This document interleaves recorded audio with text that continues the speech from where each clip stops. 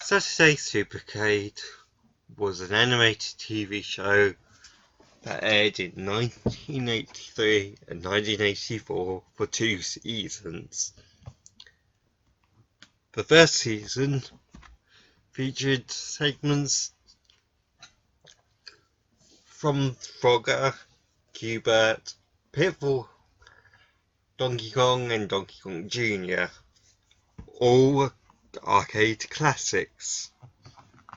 Season 2 had Qbert and Donkey Kong continue while replacing Frogger, Donkey Kong Jr. And Pitfall with Space Ace and Kangaroo. Yeah, that's all fine and all, but I'm not covering all of them. We're just doing the DK and DK Jr. stuff. Fuck this. Fuck this anthology shit. My name is weimaj, and as has been announced, we're still on the road to Smash Brothers. This is the first Saturday Supercade review. To go into more detail about each of the 2 segments I'm going to be focusing on, Donkey Kong was the first animated appearance of Mario. Before he had an anime, before he had his Brooklyn accent, before he was Italian, he was I don't even know what accent he has in this. What the fuck? Anyway, the reason why his voice is different than normal is because he was voiced by Peter Cullen. And, some of you may remember that voice actor being mentioned in the first Pac-Man review. Yeah, he played the cat in the Pac-Man cartoons. So he was getting a lot of work around this point. And would continue to do so even today as Optimus Prime and Eeyore.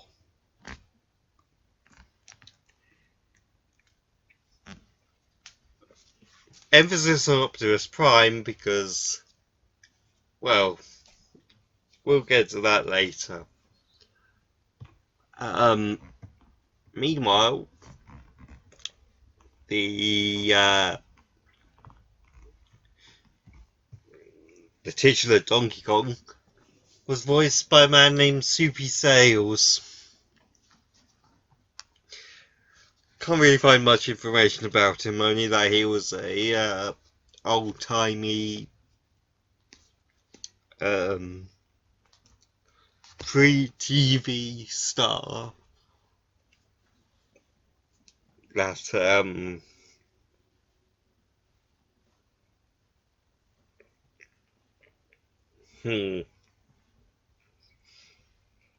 yeah, he's not really that interesting.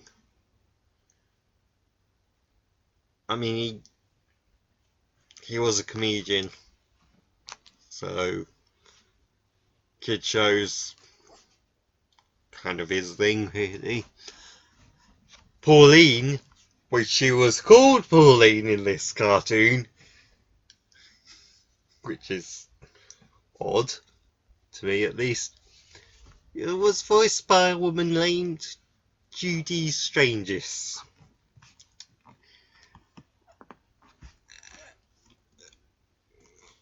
On her resume is appearances in the Twilight Zone, the A-Team,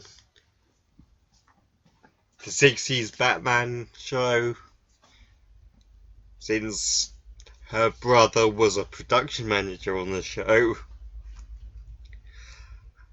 and the Spike Jones show, because Jones was her uncle.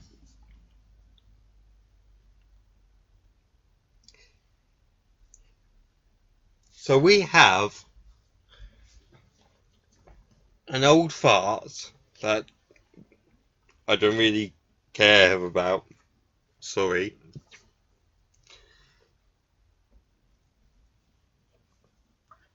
Optimus Prime and the niece of, of Spike Jones, one of the most well-known comedians of the 20th century.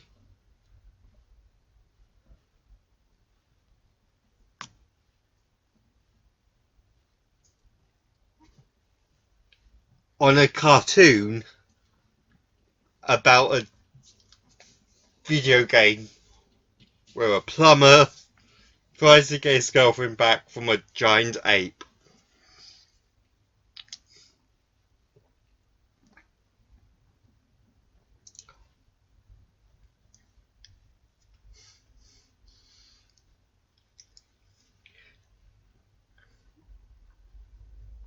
Are we sure the 60s were the ones that had drugs?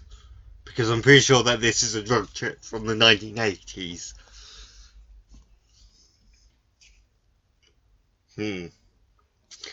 Anyway, the first Donkey Kong segment, sorry, was called Mississippi Madness. And the story is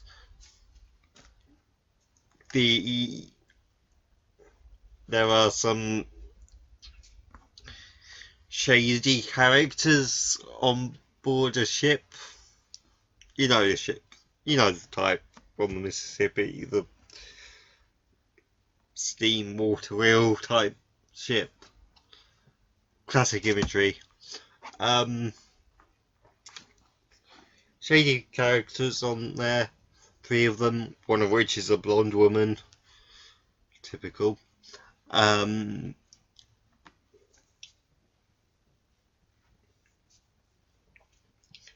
planning to steal a gem of some kind. And when they see Donkey Kong on board, they figure they can get him to help. And Mario, being that this is based on the original game, is trying to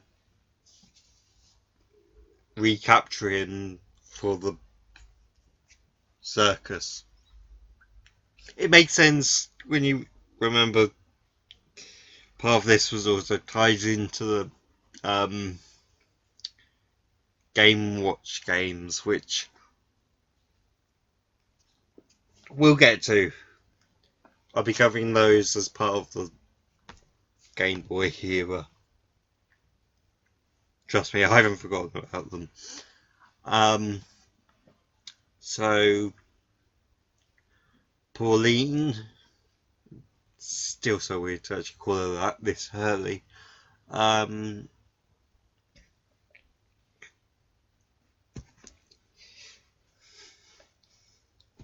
Pauline tries to talk some sense into Donkey Kong, but he gets away. The bad guys find Donkey Kong and uses the blonde girl to seduce him.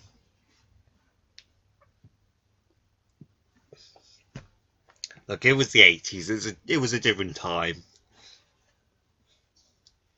I don't know why I'm saying that, since I was born for another 11 years at this point.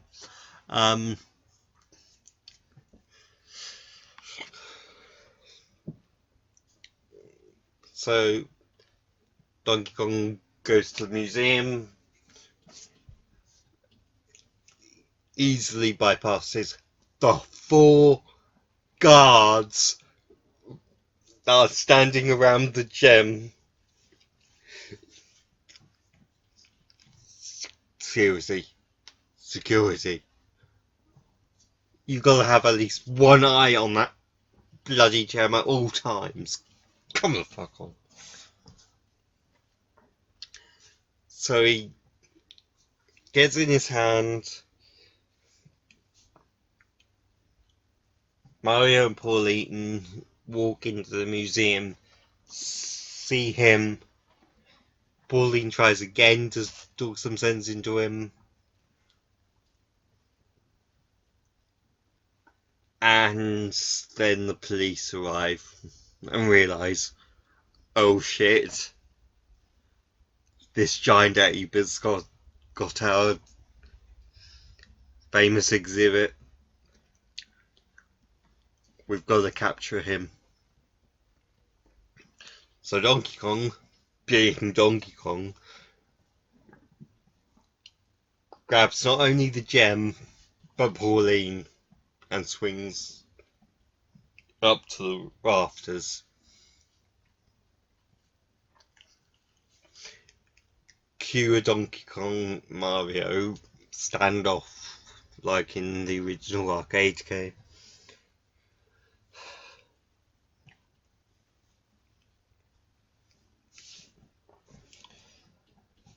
Eventually, Donkey Kong just gets away with the gem and Pauline and heads to a swamp. Mario follows, tries to set a trap with the Rube Goldberg machine, involving a dog and a duck.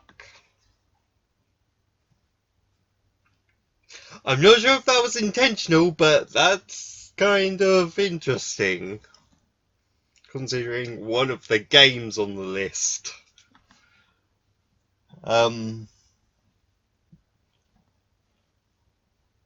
Yeah. Eventually the bad guys show up in a motorboat. They get the gem in their hands, but they get trapped in Mario's trap instead of Donkey Kong, and Donkey Kong gets away. So, he gets away on a bus and ends up driving it himself. Because apparently Donkey Kong knows how to drive. Alright, I guess that makes sense. So, all in all, a fun episode to begin with, but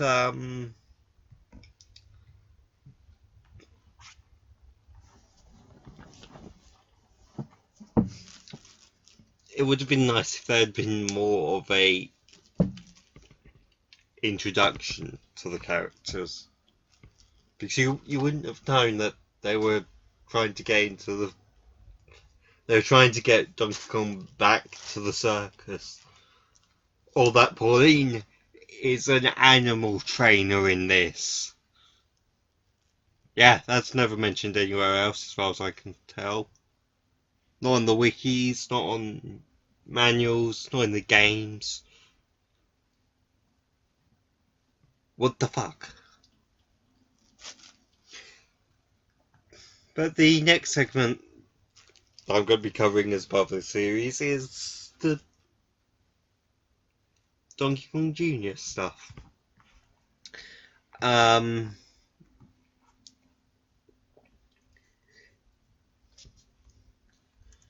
Kong Jr. obviously trying to get his father back. But what's interesting is that he has his own human with him called Bones. It's not that interesting.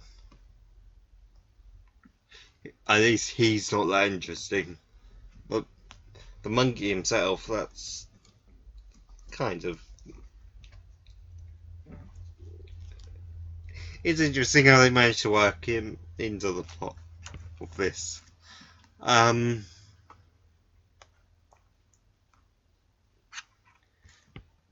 So,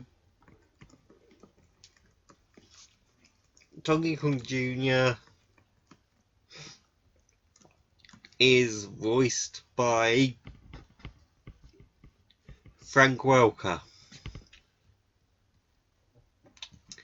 Again, another familiar face, or familiar voice as it were, since he was, at the time, Chomp Chomp in the Pac-Man series, and also just a small character called Fred Jones from Scooby-Doo. You know, just was the most famous ascot wearing cartoon characters of all time.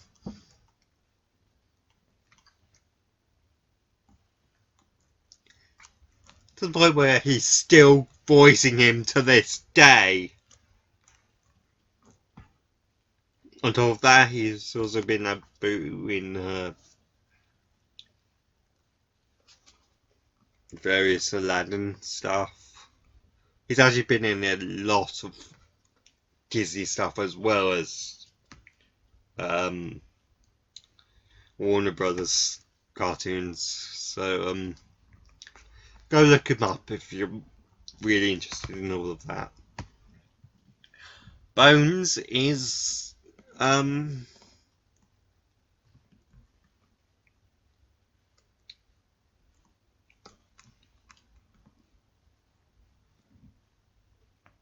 Bones is voiced by a man named Bart Braverman.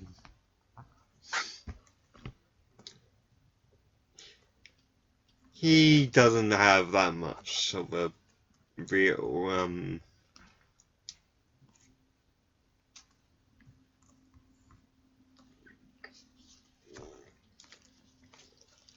impact on the wider world of TV and movies. I mean, he was in an episode of Sweet Life of Zack and Cody.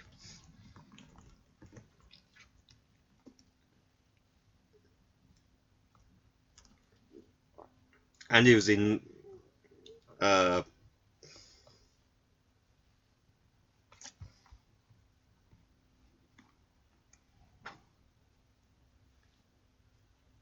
a show called Shut Eye, which is a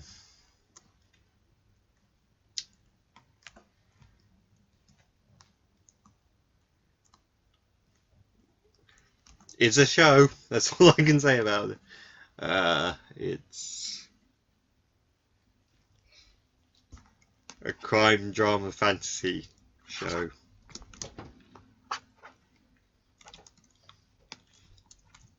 I might have to look it up later when I'm not recording. Anyway, yeah, there's not really much to say about the voices of Donkey Kong Jr.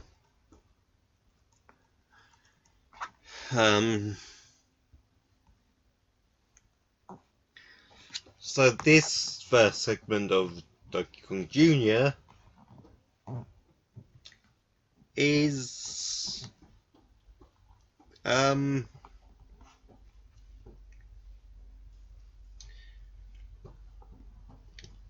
Donkey Kong Jr.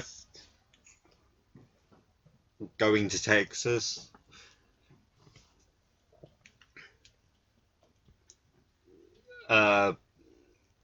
witnessing an abduction and a kidnapping. No, an abduction and a case of Grand Theft Auto, and then taking part in a Grand Theft Auto rather than going to the police, all while being the one to drive the vehicles in question. This cartoon is weird. Not Pac-Man weird, but still weird.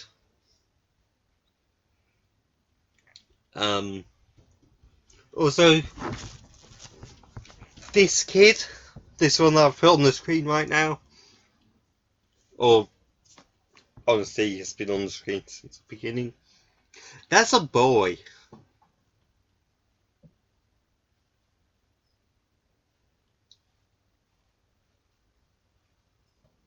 I thought that was a girl.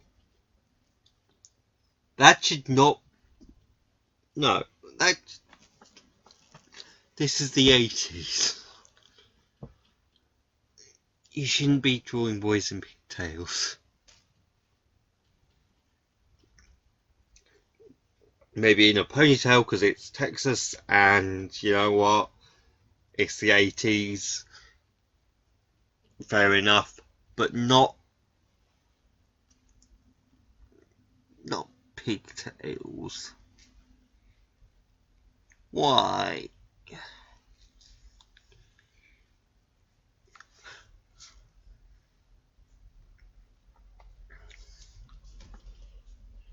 So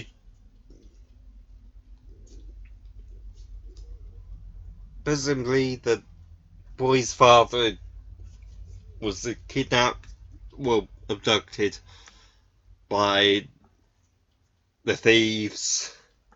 Thieves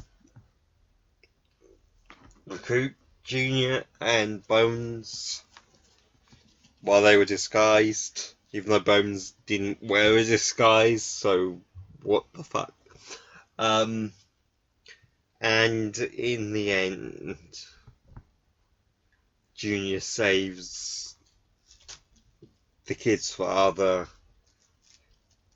despite his plan being ruined by his best friend.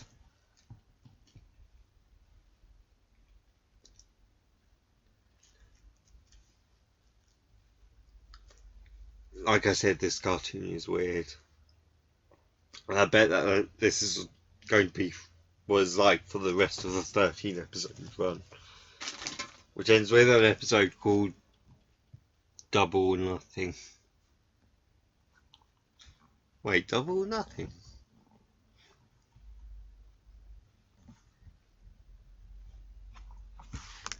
Who owns this again? Ruby Spears Enterprises. Who owns that right now?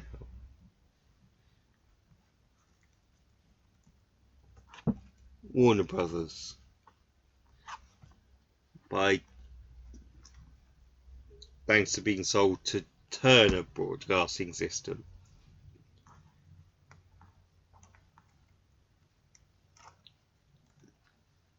TBS, which has a sister channel called TNT. TNT, which is going to be the home of AEW. Holy shit, it's a bloody prophecy!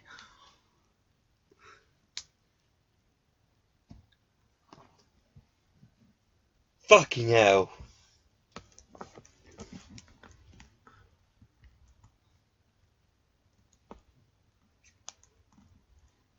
Well, I guess we know where this is going then.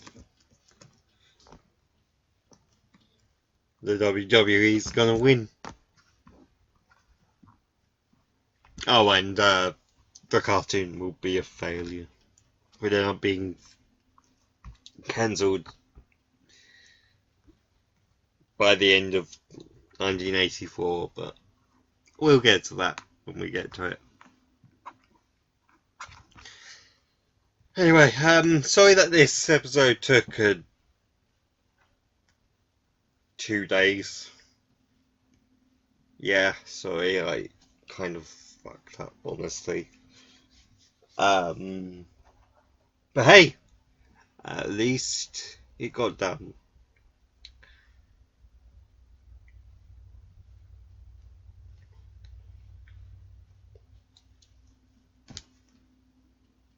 See you guys tomorrow for more Pac-Man.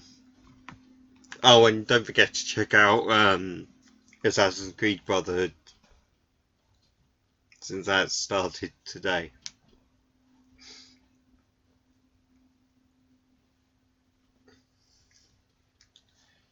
I recorded it back in June, but it's a fun month through the game. Quite an interesting point midway through. You'll see it when you see it. Anyway, see you guys tomorrow.